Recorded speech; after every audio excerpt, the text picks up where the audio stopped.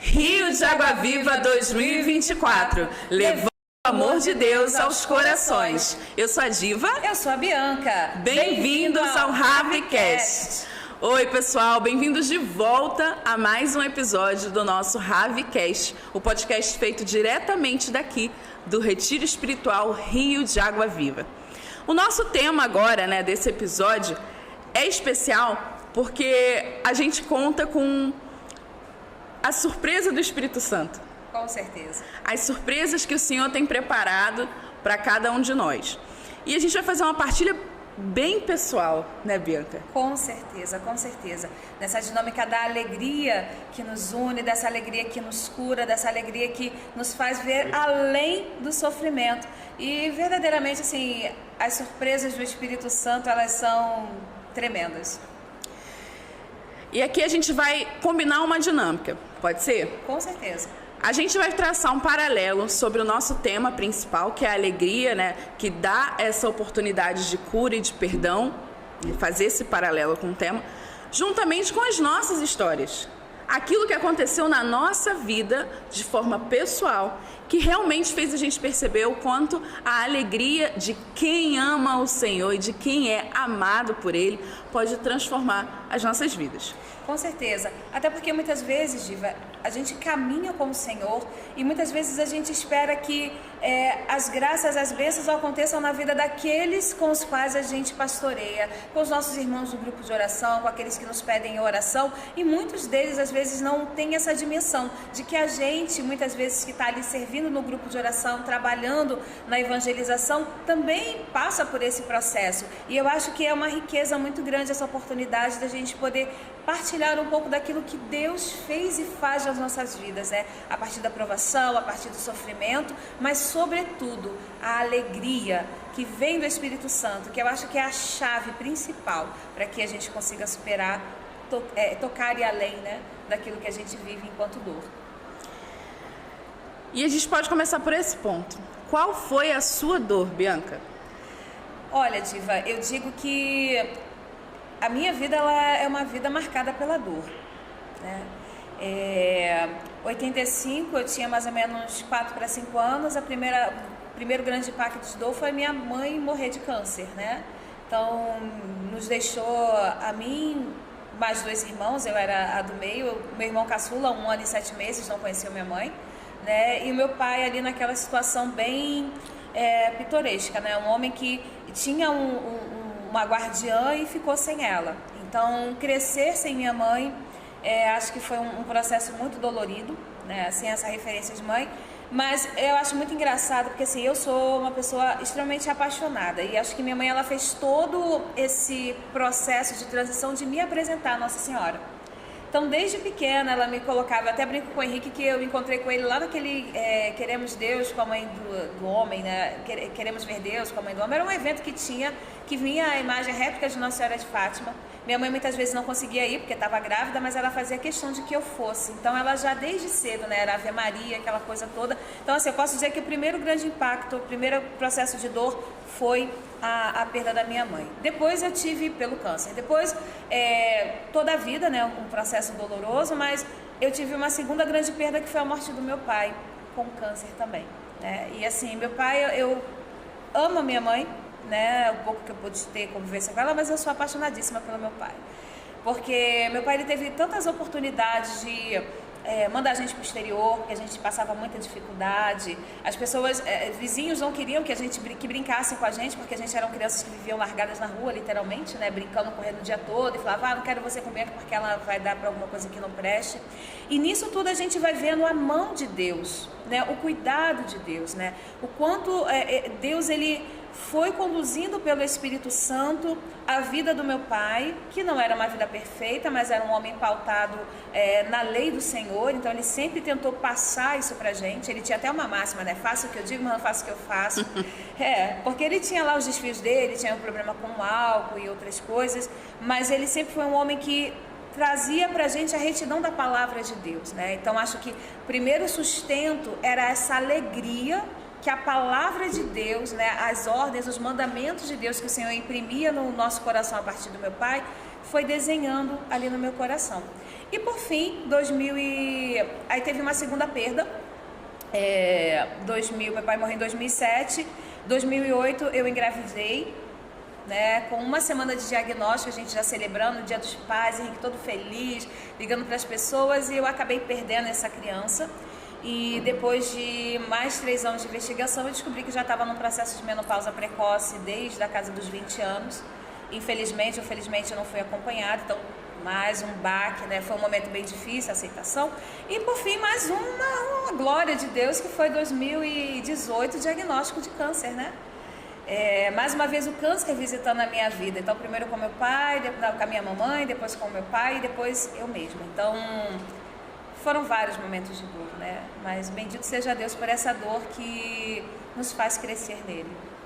E Bianca, essas dores que a gente tanto fala e prega por aí, que são dores que nos aproximam de Deus, queria que você contasse um pouco pra gente como você enxerga o papel da alegria de se reconhecer filha de Deus no meio dessas dores todas. Olha, Diva, quando você está passando, eu não digo esse último episódio do câncer, né, em si, mas eu até vi uma frase que era um questionamento, né, se a vida ela nos leva a amadurecer. E eu acho que é exatamente esse é o ponto, né? Enquanto perda de mãe, criança não tem muito essa noção, essa dimensão, tanto que eu tinha a impressão de que todo dia minha mãe voltava, né? Então juntava eu e meus irmãos na janela e ficava lá esperando a minha mãe voltar, não ia voltar, né? A gente não entendia esse findar da vida, então acho que foi um pouco mais leve nesse sentido. Mas a partir do câncer, eu posso dizer que eu acho que quando eu já estava num processo de maturidade, de intimidade, de entendimento de Deus um pouco maior, eu vi naquele câncer a alegria da oportunidade que Deus me dava de voltar para mim, de entender quem era a Bianca. A Bianca, ela era aquela Bianca que seguia ou buscava viver os preceitos do Senhor. A Bianca era aquela Bianca que estava se esforçando por continuar caminhando na lei do Senhor, assim como veio como legado do meu pai para a gente, né, dos meus pais, enquanto formação moral e religiosa. Enfim, então acho que o que muda é exatamente isso, é o olhar para a dor. E uma coisa que eu falo muito, e às vezes pode parecer presunçoso, mas não foi. O câncer para mim foi uma grande bênção. Eu posso dizer, sem medo de errar, que o câncer para mim foi uma grande alegria. Poder passar pela dor. Não é fácil, mas para mim foi uma grande alegria. Forte? Sim. Isso é forte. Porque eu tive a oportunidade de olhar para mim como há muito tempo eu não olhava. Olhar as minhas mazelas, olhar o meu distanciamento de Deus, né? Eu sou uma pessoa que sou apaixonada por Nossa Senhora, então a vida estava começando a me afastar da minha prática de oração de terço, né? De tudo aquilo que o Senhor vai nos dispondo como ferramenta para que nós possamos ser melhores, né? Esse dia eu estava lendo um livro do Padre Fausto, o Prática das Virtudes, que ele abre dizendo que se a gente for olhar no Evangelho, o Senhor ele atribui a cada um de nós a responsabilidade pelas nossas vidas, e o câncer foi o tempo que o Senhor falou assim: para aqui, você tem responsabilidade sobre a sua vida, e o que você está fazendo com isso? Então a alegria dessa chance que o Senhor me deu de olhar para mim, parar e recomeçar com Ele, com os irmãos, não tem preço, não tem preço. Não tem preço. Não tem preço. Traçando esse paralelo agora, né? Sobre essa alegria de estar em Deus, de fazer a vontade de Deus, me recorda a minha alegria quando eu descobri que eu estava grávida. Momento mágico, né? Foi o melhor, assim, acho que é a melhor notícia da minha vida. Realmente foi. Principalmente, como a gente estava conversando antes, porque eu recebi essa notícia um mês depois de receber, na verdade, um diagnóstico de que eu não poderia ter filhos. Então, naquele momento, eu sabia que era a mão de Deus. Eu tinha certeza. Como que pode? Naquele terreno árido, né, vamos colocar assim, o Senhor, ele fez um milagre. E até brincando, né, com algumas pessoas, eu falo, como que a gente não pode acreditar em milagre? Eu não poderia. E o Senhor me deu. E até hoje, né, na primeira pregação que teve, os irmãos cantaram aquela música, Deus me deu, Deus tomou, bendito seja o nome do Senhor, né? Inspirado lá em Jó. E eu pude ver na pele a realidade de sentir o que Deus tomou, mas não no lado negativo, né? De quem se revolta contra o Senhor, mas de saber que Ele é o dono da vida, Ele é quem dá, Ele é quem tira, Ele é quem pode, Ele é quem acontece. E aí, alguns meses depois, eu já tinha contado para todo mundo, eu já estava muito feliz, era uma expectativa muito grande. A gente queria muito ser pai e mãe. Eu e meu marido, a gente sempre quis.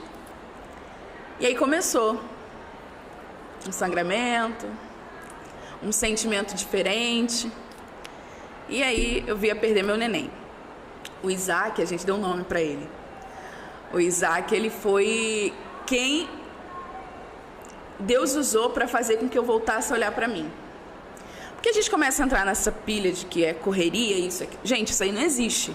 Isso não existe. Essa coisa de viver uma vida de correria porque tem que fazer e o mundo está acontecendo. Não existe. O Senhor não quer isso da gente.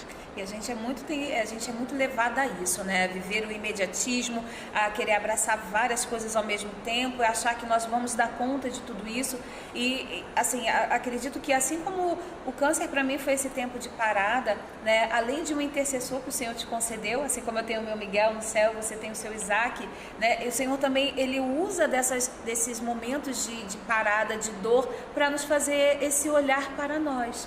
Né? E aí vou inverter aqui um pouquinho a posição e te perguntar, porque bateu essa curiosidade, né? Como foi esse processo de olhar para si, para você, minha irmã Diva? Foi horrível. Eu posso dizer que também. Sabe por quê, meus irmãos? Porque eu não sei se você vai partilhar da mesma ideia. Nós nos julgamos ser muito bons, muitas vezes. A gente acha que a gente é a última Coca-Cola gelada. Muitas vezes a gente tem essa falsa modéstia, né? Que o dia a dia é natural, gente. Ninguém se acha ruim. Né? Todo mundo acha, né? Até a gente vai conversar com algumas pessoas, não sei se você já teve essa experiência, que vai falar, mas eu sou boa, eu não roubo, eu não mato, eu não faço isso, gente, mas é muito além de você não roubar e não matar, né? É uma inversão do coração. Então eu achei engraçado você dizer que não foi bom, porque pra mim também não foi. Foi uma desconstrução assim, dolorosa, mas importante no processo. Se você puder compartilhar um pouquinho com a gente, acho que vai ser legal. Primeira coisa que eu percebi, que diva chata. Gente, que mulher insuportável. Por quê? Oh, Jesus. Porque era alguém que achava que amava o Senhor, mas não era uma pessoa que amava de verdade. Porque se a diva que eu conheci, ela realmente amasse o Senhor, ela não seria tão ruim com ela mesma. Ela não seria tão dura e até negligente. E aí a gente pode voltar, inclusive, para aquilo que o Senhor Jesus nos deixou. Amar o próximo como a nós mesmos. Não é amar o próximo acima de nós mesmos. Sim. Então, é uma saúde que você não se preocupa. Já parou pra pensar nisso? Como é que tá a tua saúde? Já, né, se ambientou nesse lugar? A sua saúde é importante. Seu corpo é templo do Espírito Santo. As suas relações, elas são essenciais, porque você foi criado para ter relacionamento com as pessoas. Aí você tem eu não digo não necessariamente aqui a relação matrimonial, que é, graças a Deus, o Senhor me deu um marido incrível, glória a Deus. Mas as relações com as pessoas, uma saúde que só vai, né? Ladeira abaixo. Num ambiente que você se torna tóxico, né? É uma palavra tão forte hoje em dia, para você mesmo. Sim. E quando eu observei tudo isso, né? Quando eu fiquei sozinha com os meus pensamentos, aí é que eu fiquei agoniada. Eu imagino. E é muito engraçado você trazer esse ponto, porque também eu perpasso por isso, né? Eu pude parar para analisar a minha história e eu acho que hoje esse Ravcast, ele vem fazer esse convite para você, na dimensão da alegria que o Espírito Santo nos traz, né? Essa grande oportunidade de você olhar para si. E um dos processos durante a quimioterapia, a gente precisa fazer terapia, porque assim, primeiro impacto que você tem quando você tem um diagnóstico de câncer é de que você vai morrer. E era muito engraçado. A doutora Lelê, que se estiver vendo, ó, Um beijo, I love you. Também quero mandar um abração para o meu irmão Fábio Borges, que estiver em Portugal vendo a gente. Te amo de coração, Fábio. Tem um papo assim, um anjo que me indicou a doutora Lelê nesse todo esse processo. E dentro de uma das sessões de terapia, eu contando toda a minha história para ela, e contando as coisas que me incomodavam, porque é exatamente isso. Quando tá você sozinha lá no quarto, 24 horas, né, com dor, sem dor, com sono, sem sono, é você com você e seus pensamentos e a história da sua vida passando. E ela falou uma coisa para mim: Bianca, você foi preparada para a guerra, você lutou a guerra acabou e você continua agindo como se você estivesse na guerra. Isso para mim foi libertador e uma grande graça de Deus, porque eu não tinha essa percepção de mim. E é muito engraçado, às vezes tem um padre que amo também de coração, Padre Sérgio Mafra, estou bem melhor hoje também por sua graça, muito obrigada. Ele foi a primeira pessoa que falou para mim: Bianca, olha só, olhe para você, mas não olhe a partir de você, pergunte às pessoas o que as pessoas acham, o que as pessoas estão vendo, porque muitas vezes a gente tem o medo do confronto, muitas vezes a gente tem o medo de achar, assim, é claro, com toda a caridade, né, que o irmão ele não vai ser um processo de Deus, que o irmão ele vai olhar além do que eu me vejo, mas é libertador quando você consegue entender e pela graça do Espírito Santo aceitar que você é um ser que está em processo de lapidação. Você não está pronto, né? Então, para mim, isso foi muito legal. Entender que o outro, ele é importante, né? Assim, eu vou ter sempre uma tendência a ser mais recolhida, retraída. As pessoas me veem rindo, acolhendo, mas no meu dia a dia eu gosto muito de ficar comigo mesma, né? Isso não é bom. Por quê? Porque eu comigo mesma, eu vou estar sempre me pautando e me comparando a partir de mim. Mas quando eu tenho uma diva ao meu lado, que olha, Bianca, olha, você está muito efusiva, vamos descer para a alegria? É importante, olha, você está muito... Então, assim, Deus, ele nessa dimensão da dor, ele vai agregando pessoas em nossas vidas que nos ajudam a voltarmos para nós, a decidirmos recomeçar o nosso caminho, e aí é que é o legal. E aí eu queria que você pudesse falar, como foi experimentar essa alegria do Senhor no momento em que a virada de chave aconteceu, no momento em que o Espírito Santo pôde tocar o teu coração, assim como Paulo, as escamas caíram e você pôde olhar para você assim, caramba, é isso, eu preciso mudar. Como é que foi esse processo para você e quais os frutos que o Senhor trouxe para você a partir disso? Eu nunca me aproximei do Senhor pela dor. Isso nunca foi uma realidade. Eu sempre fui aquela pessoa que se aproximou pelo amor, que foi ensinada em casa, a ter uma fé, a reconhecer Jesus como Senhor. Eu louvo a Deus por isso. Contudo, toda vez que eu passava por algum processo de dor, olha o pensamento. Gente, olha, se você está assistindo isso, você pensa assim, por favor, pede ao Senhor para mudar. Por quê? Olha o meu pensamento. Eu amo a Jesus. Jesus me ama e eu já reconheço isso. Então eu não vou pedir nada, porque com certeza Ele está muito ocupado com outras pessoas que precisam de mais coisas que eu. Nossa. Como é que você não pede uma coisa pro seu pai? Qual o sentido disso? Sim. Então esse despertar para mim, primeiro momento foi aprender a reconhecer Jesus como Senhor na dor. Sim, e a gente olhando, por exemplo, o Diário de Santa Faustina, né, uma das queixas do Senhor é exatamente isso, né, da gente não pedir a Ele, né, da gente não voltar, e a gente fica muito com aquele escrúpulo, não, o que é isso, quem sou eu para pedir, eu vou pedir, não, vou pedir, não, mas na realidade é o contrário, a gente precisa realmente pedir, porque também eu acho que perpassa essa relação de confiança, né, com o Senhor, mas que bênção, quer dizer que a relação com o Senhor, o fato de você olhar e pedir pelo outro, agora começou a reverter, né? Tem uma frase do Cláudio, que é o nosso coordenador estadual da renovação, que ele fala muito assim, pedir muito para receber muito. Sim. Uma pessoa que não pedia nada, queria receber o quê? Me explica. E aí o primeiro impacto que eu tive dessa virada de chave foi quando eu comecei a olhar para mim. O processo da depressão foi muito frutuoso nesse sentido, né? Não que a depressão seja uma doença boa, não é isso. E nenhuma doença boa. Vamos deixar isso bem claro. Mas as curas que eu tive durante o processo da depressão, elas foram muito importantes, não só para o meu desenvolvimento pessoal, mas para o meu desenvolvimento como serva de Deus. Então, o primeiro passo foi entender que Jesus é meu Senhor. E eu posso me comunicar com Ele, inclusive pedindo. A segunda virada de chave foi entender que a alegria da diva, até as pessoas sempre brincavam comigo, né, que uma característica muito forte minha era essa alegria e tal. Na verdade, era uma alegria muito de entusiasmo. Era euforia. Era euforia. Eu não sabia reconhecer a alegria verdadeiramente. Tem uma música que eles acham que é a minha cara. Meu grupo de oração sempre falou isso pra mim. Aquela, a alegria está no coração. Essa música realmente é a minha cara. Mas eu achava que a alegria era essa euforia. Então, o segundo ponto foi entender que uma coisa não tem a ver com a outra. E maturidade para entender isso é com o tempo. Independente de idade, é com o tempo de intimidade com o Senhor. E assim, para concluir essa parte, né, de tudo que mudou na minha vida depois disso, foi entender que como é que eu seria, como é que eu gostaria de ser uma boa mãe se eu não sabia ser uma boa filha para meu Deus. Nossa, forte isso, né? E o que é ser uma boa filha para meu Deus naquele momento ali, né, naquela situação específica? Eu não me rendia ao senhorio de Jesus. Eu não conseguia me render à graça de Deus. Por quê? Porque eu achava o cúmulo. Eu, serva do Senhor, não consegui ser forte. Porque na minha cabeça ser forte era você não sofrer. Mas a cruz, ela é sinal de quê, meu Pai amado? Eu queria entrar na cabeça da diva de um tempo atrás e enfiar isso lá.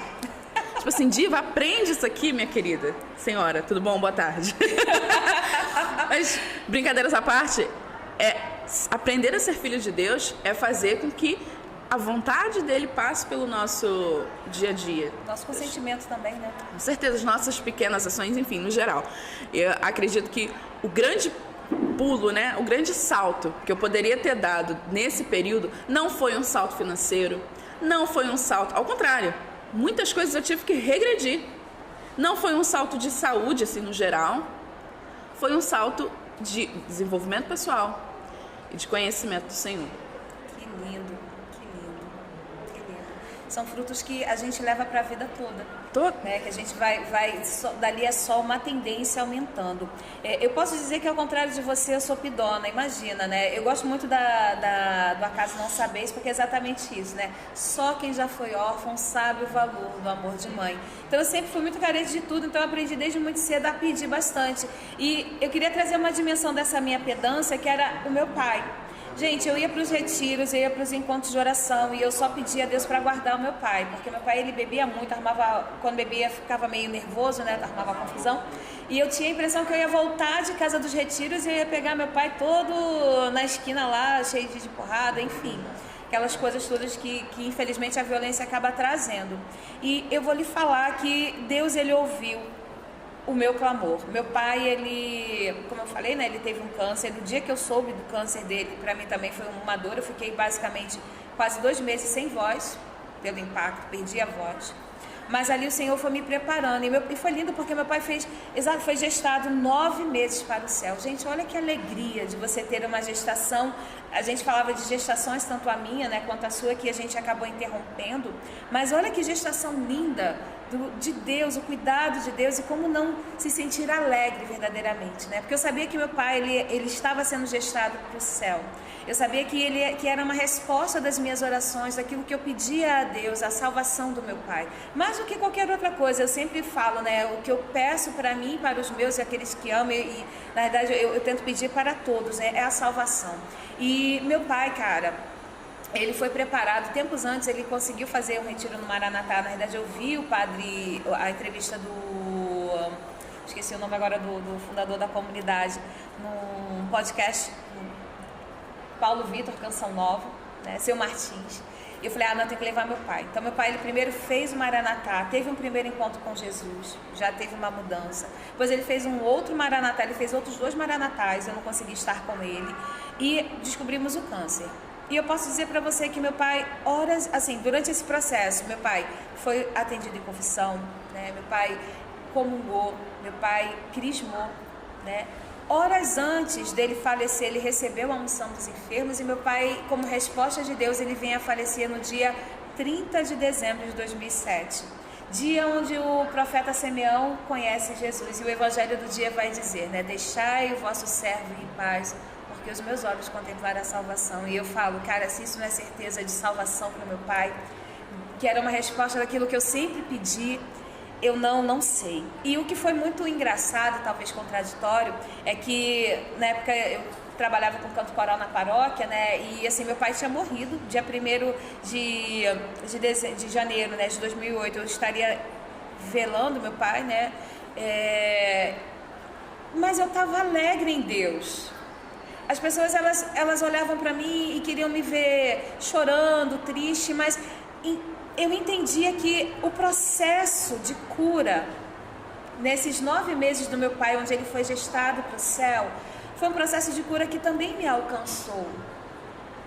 Então, o meu coração, ele estava preparado, trabalhado na alegria, que é fruto do Espírito Santo. Amém. Na certeza de que meu pai, ele estava salvo, na certeza de que a graça e a misericórdia do meu pai visitou através daquele câncer e que ele hoje está lá intercedendo por mim junto a Deus. E eu digo para você, meu irmão, minha irmã, não importa a circunstância, nós queríamos que meu pai pudesse estar aqui hoje, né, no Rio de Água Viva, celebrando, mas como a Diva falou, eu creio nos propósitos de Deus. Então, mesmo que seja um momento de dor, um momento de dificuldade, o que eu quero pedir para você nessa hora é que você possa abrir o teu coração ao Espírito Santo.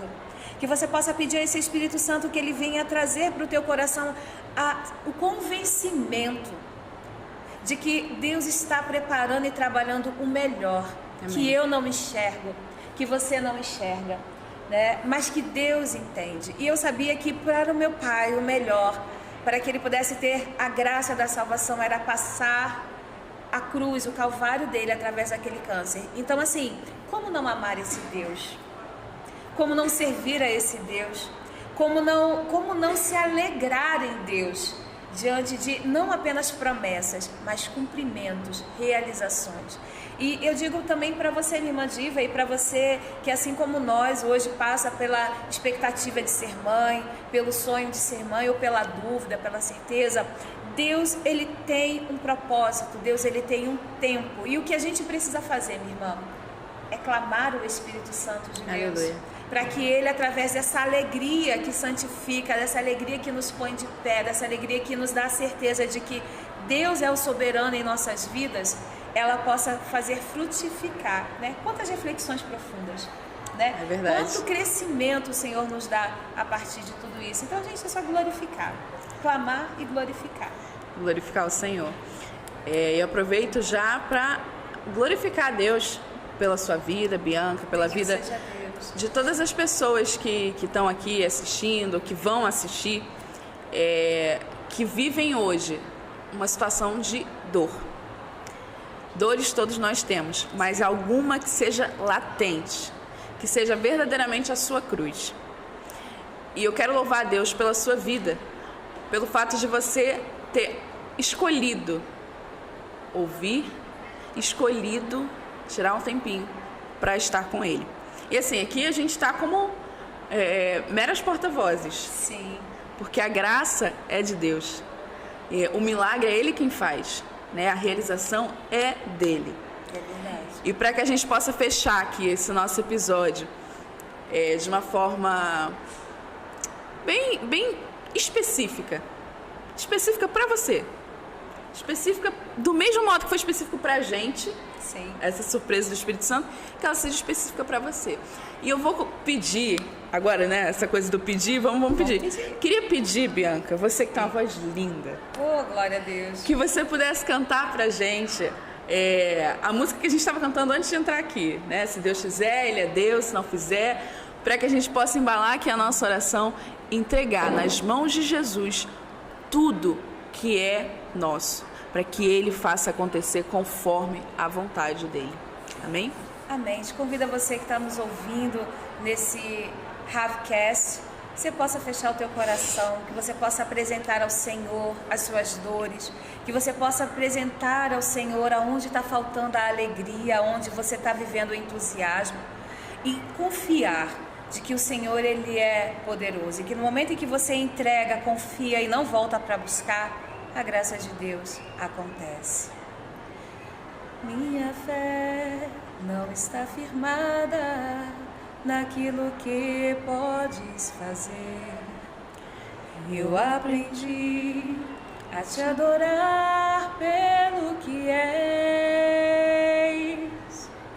Dele veio sim o amém, somente dele, mais ninguém.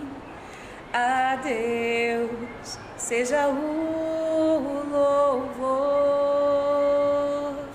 Se Deus fizer, Ele é Deus. Se não fizer, Ele é Deus. Se a porta abrir, Ele é Deus. Mas se fechar, continua sendo Deus. Se a doença vier, Ele é Deus. Se curado eu for, Ele é Deus. Se tudo der certo, Ele é Deus. Mas se não der, continua sendo Deus.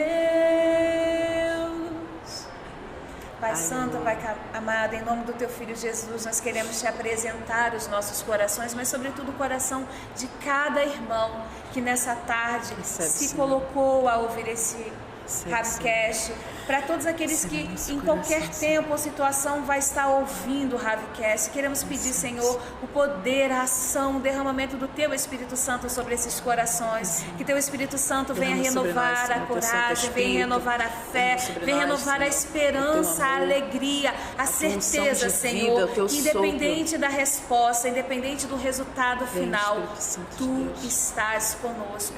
Tu nos leva pela mão, Senhor. Vem, Espírito Santo de Deus. Espírito Santo de Deus. Obrigada, ó Deus, obrigada por essa oportunidade, obrigada por tudo que realizas, não só na minha vida, mas acredito que na vida de todos aqueles que se abrem, ó Deus, para acolher a Tua vontade, o Teu querer. Louvores e glórias a Ti, Senhor. Louvores e glórias a Ti, Senhor. Amém. Bianca, muito obrigada pelo seu sim, obrigada pelo aceite do convite, né? Para ajudar. Programado, mas Deus, ele, como você falou, a gente tem as surpresas e o mais importante é isso, essa docilidade em fazer a vontade de Deus. Bianca que está aqui, ó, comandando o Ravecast, nossa diretora de produção. Que Deus possa te abençoar. E você que está assistindo, a gente agora vai dar uma pausa para almoçar.